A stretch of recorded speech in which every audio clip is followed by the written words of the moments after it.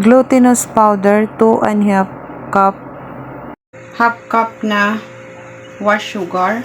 Coconut milk, 1 cup.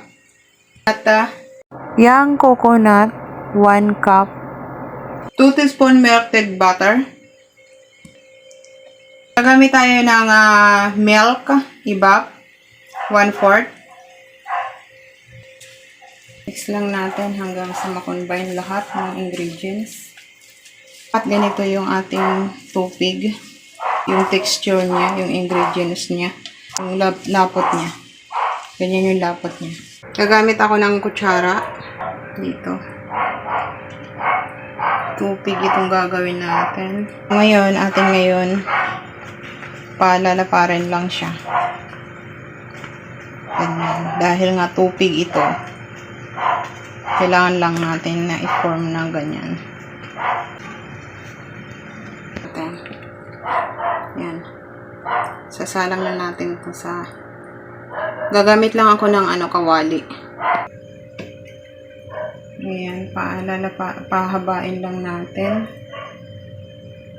Ang ginagawa ko ngayon ay tupig. Then, paganyanin lang natin. Fold lang natin. Ayan. Ang gagamit lang, nilagyan ko lang ng foil. Natin lang ngayon yan sasalang sa kawali. Balik pa rin lang natin ito. Lahat na babalik pa rin natin. So, ayan yung tinupig. Masarap yan yung yung ma-tosta-tosta. Gusto ko yan. Yum. Ang bango ng amoy. Pakuha tayo ngayon ng isa. Hindi ko yung malaman kung nasaan na yung kinuha ko kanina. Ayan. So, pasayda natin dito. Yung talaga ganyan talaga yan. May mga ganyan sunod na scenario. Then na, tikman na natin.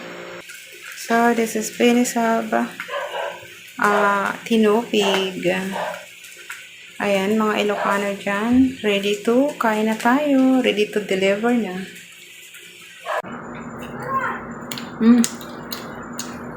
So, tama lang yung sugar niya. Yummy. Bago ito sa holiday. This coming December.